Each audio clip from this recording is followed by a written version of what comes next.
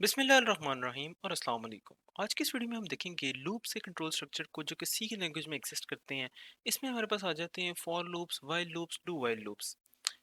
अब इससे पहले कि हम इन लूप्स के अंदर चले जाएं और देखेंगे इनके सिंटैक्स क्या है, इनको यूज़ कैसे करना है, हमें सबसे पहले ये चीज़ पता होनी चाहिए कि एक लूप होता क्या है, उस लूप को हम कहाँ पे इस्तेमाल करते हैं और कौन से वो प्रोग्राम्स हैं जिनको पढ़ते ही हमें ये पता लग जाना चाहिए कि इस वाले कोड के अंदर हमें लूप का इस्तेमाल करना है। तो इसलिए पहले हम ये समझते हैं कि लूप क्या होता है।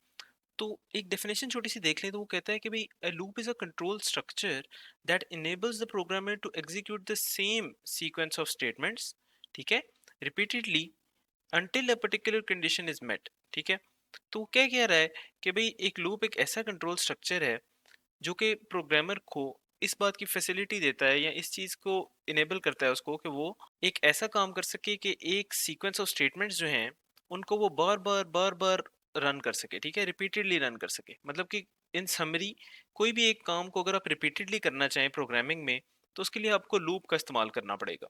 तो इसकी एक मिसाल आप इस तरीके से समझ लें कि भाई बचपन में अगर आपको याद हो तो एक अक्सर ना राइटिंग को बेहतर करवाने के लिए ना टीचर्स क्या करते थे कि एक जो जुमला था उसको कहते थे कि इसको ना बार बार लिखें। तो वो जुमला होता था कि a quick brown fox jumps over the lazy dog.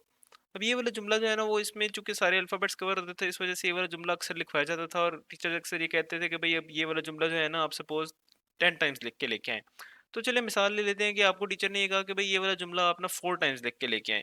तो आप क्या करेंगे कि आपने इसको यही जुमले को आप बार बार जो है लिखते चले जाएंगे। तो अब 2 टाइम्स हो गया, फिर आप लिखेंगे, फिर 3 टाइम्स हो जाएगा, फिर आप लिखेंगे, फिर अब ये 4 टाइम्स हो गया। ठीक है, तो इसमें ना दो चीजें जो है ना आपने नोट करनी है कि जो आपको कहा गया था उसके अंदर दो मेन चीजें क्या थी। एक ये कि भाई आपको ये कहा गया कि एक जुमला है उसको आप लिख के लेके आए, तो ये वो जुमला था। तो इस जुमले को क्या मैं ये कह सकता हूँ कि ये एक स्टेटमेंट है, ठीक है, जिसको कि आपने बार बार जो है वो लिखा है। और आपको ये कहा गया कि भाई आप इस स्टेटमेंट को 4 बार लिख के लेके आए। तो भाई कंडीशन थी इसके ऊपर, मैं ये कह सकता हूँ कि भाई एक कंडीशन ये थी कि भाई जब ये 4 बार हो जाए तो इतनी दफा आपने इसको रन करना है। तो बेसिकली आपने 4 टाइम्स जो है ना इस जुमले को लिखना था, ये कंडीशंस थी। ठीक है, और जब ये कहा गया कि भाई 4 टाइम्स लिख के लाएं या 5 टाइम लिख के लाएं, तो बेसिकली रिपीटेडली कहा गया ना कि एक ही जुमले को आप बार बार लिख रहे हैं, तो एक रेपिटेशन आ गई है इसके अंदर। ठीक है, तो इसमें हमें ये भी पता चल गया कि भाई एक रेपिटेशन आ गई थी इसमें। अच्छा, अब इन तीन चीजों से पता चलता है कि ये चीज एक लूप से कवर हो सकती है।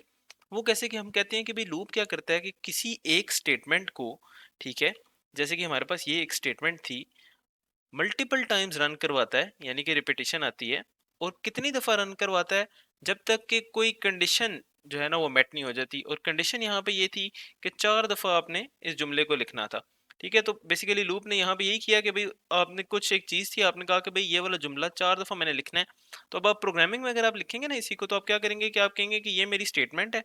ठीक है, तो मैं एक लूप लगाऊंगा जो कि ये करे, आप उसको बस बता देंगे कि ये स्टेटमेंट आपने 4 दफा लिखनी है, तो वो 4 दफा उसको लिख देगा। इसी तरह आप अगर कहेंगे कि 100 टाइम्स लिखनी है, तो वो 100 टाइम्स उसको लिख देगा। तो ये एक बेसिकली छोटी सी मिसाल है लूप्स की। अब आप देखते हैं आगे कि भाई ये लूप्स जो है वो कहाँ कहाँ पे यूज किए जाते हैं।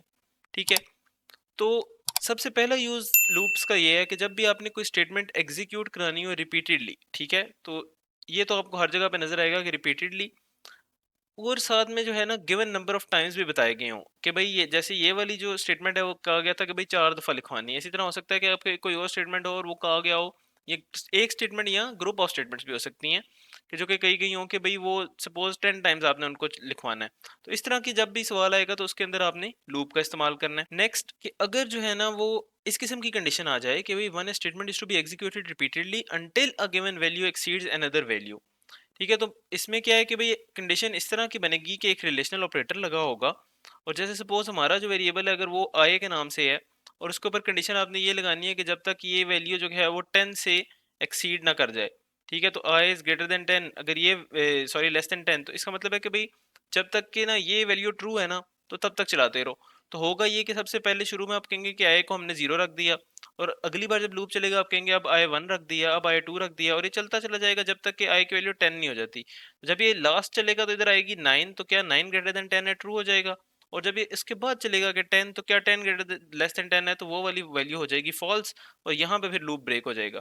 तो आपने बेसिकली किया क्या कि आपने लूप को चलाया repeatedly until a given value exceeds another value. तो बेसिकली जब कि आई की वैल्यू एक स्पेसिफिक वैल्यू से बड़ी नहीं होगी, मसलन कि अभी वो 10 से बड़ी नहीं होगी। इसी तरह एक तो एक्सीड के लिए था ना, इसका ऑपोजिट केस भी हो सकता है कि आप कंडीशन ऐसी लगाएं कि आई की वैल्यू सपोज शुरू 10 से हो रही है और आप कहें कि भाई जब तक ये जीरो नहीं हो जाती, और हर बार आप उसको डिक्रीमेंट करते चले जाएं। थर्ड यूज हमारे पास ये है कि भाई when a statement is to be executed repeatedly until a particular character is entered, तो इस तरह की जो लूप्स की जो स्टेटमेंट है ये यूज उस जगह के ऊपर किया जाएगा कि जब आपने ना कोई कैरेक्टर यूजर से इनपुट लेके उसके ऊपर जो है ना वो प्रोग्राम को क्लोज कराना है। ठीक है, मतलब कि आप कहते हैं कि भाई सपोज दो नंबर्स का सम करना है, तो आप हमेशा उसको कहेंगे कि भाई वो दो नंबर बताए जिनका सम करना है, तो वो दो नंबर बताएगा कि मसलन एक नंबर उसने बताया 10, दूसरा नंबर उसने बताया 10, तो आप कहेंगे इनका सम 20 है। फिर वो दोबारा रन हो जाए खुद ही प्रोग्राम, और फिर पूछे आप दो नंबर और बताओ, तो आप कहते हैं कि 3, और दूसरा नंबर आप कहते हैं 7, इनका सम वो बताते हैं 10 है। फिर आप उसको दोबारा खुद ही रन हो जाए और फिर आपको दो नंबर पूछे, आप कहते हैं एक नंबर है 2, एक नंबर है 5, तो वो बता देगा कि इनका सम जो है वो 7 है। और इसके ऊपर आपने कंडीशन ये लगाई हो कि जब दोनों नंबर इक्वल टू जीरो हो जाएं, या आप कह लें कि भाई इनमें से एक नंबर भी जीरो एंटर कर दे, तो भाई जब आप पूछें उससे कि दो नंबर बताओ, तो वो पहला नंबर जीरो एंटर कर दे या दूसरे नंबर को जीरो एंटर कर दे, तो इन दैट केस आपने कोड रखा हो इस तरह का कि आप वो कह दे कि भाई अब जो है ना मैंने एग्जिट कर देना है। तो बेसिकली कोई ना कोई कंडीशन तो कोड को चाहिए ही ना कि भाई जब उसने एग्जिट करना है, लूप से बाहर आना है, तो इस केसेस में आप इस तरह का रख लेते हैं। या फिर आप कोई कैरेक्टर भी रख सकते हैं इसमें कि भाई जैसे आप कहें कि भाई जब इधर ना कोई ई का कैरेक्टर अगर वो एंटर कर दे, तो फिर मैंने एग्जिट कर देना है, वरना अगर कोई नंबर एंटर कर दे तो फिर मैंने आगे कंटिन्यू करना है। तो ये हो गया, जब हमने देख लिया कि भाई लूप्स के जो हैं वो यूजेस क्या क्या हैं, हमने देख लिया कि लूप्स होते क्या क्या हैं। लास्टली अब हम ये देख लेते हैं कि कौन कौन सी टाइप्स ऑफ लूप्स हैं जो कि सी लैंग्वेज के अंदर एग्जिस्ट करती हैं।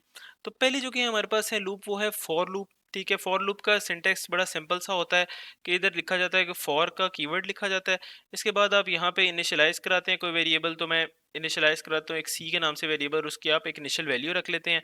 उसके बाद आप कोई कंडीशन लगाते हैं इसके ऊपर, एक रिलेशनल ऑपरेटर को यूज करते हुए, तो मैं कोई कंडीशन लगाता हूँ कि जब तक कि सी की वैल्यू लेस देन 10 है तब तक इस लूप को रन करना है। फिर आप कहते हैं कि सी को इंक्रीमेंट या डिक्रीमेंट करना है, तो सी प्लस प्लस अगर आप लिखेंगे तो हो जाएगा कि भाई सी की वैल्यू हर बार इंक्रीमेंट होती जाएगी। और ये लूप कब तक चलेगा? ये लूप तब तक चलेगा जब तक कि सी की वैल्यू 10 से तक नहीं पहुंच जाती। जब 10 हो जाएगी तब ये ब्रेक कर जाएगा। और अंदर आपने यहाँ पे कोई बॉडी ऑफ स्टेटमेंट्स लिखी होगी जिसके अंदर आपने जो कुछ भी लिखा होगा वो 10 टाइम्स जो है ना इस लूप में रन हो जाएगा। नेक्स्ट आपके पास आ जाते हैं वाइल लूप्स। वाइल लूप्स इस तरह के होते हैं कि आप वाइल का कीवर्ड यूज करते हैं।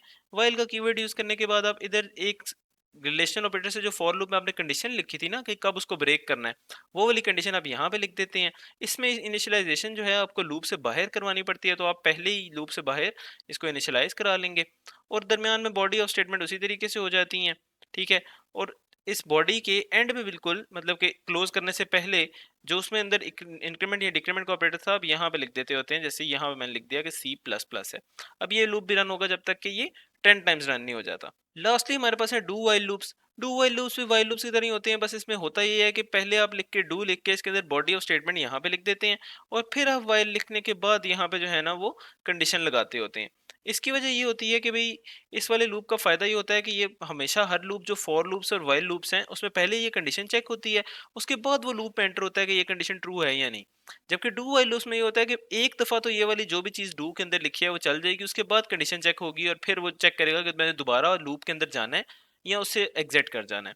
तो ये डिपेंडिंग अपॉन द एप्लीकेशन आप इनमें से चूज करते हैं कि भाई आपने फॉर लूप यूज करना है, वाइल लूप यूज करना है या डू वाइल लूप यूज करना है। तो ये थी हमारी एक छोटी सी वीडियो। नेक्स्ट वीडियो में हम देखेंगे कि फॉर लूप्स क्या होते हैं, और एक एनिमेशन की मदद से हम ये समझने की कोशिश करेंगे कि फॉर लूप जब रन करता है तो उसका सिंटैक्स क्या होता है और कंपाइलर में वो चलता किस तरीके से है, कि किस टाइम पे वो इनिशियलाइज होगा, किस टाइम पे जो है ना वो कंडीशन चेक होगी, किस टाइम पे वो इंक्रीमेंट डिक्रीमेंट होगा, और किस टाइम पे वो स्टेटमेंट्स जो है उसके अंदर जो लिखी हुई है वो रन होंगी।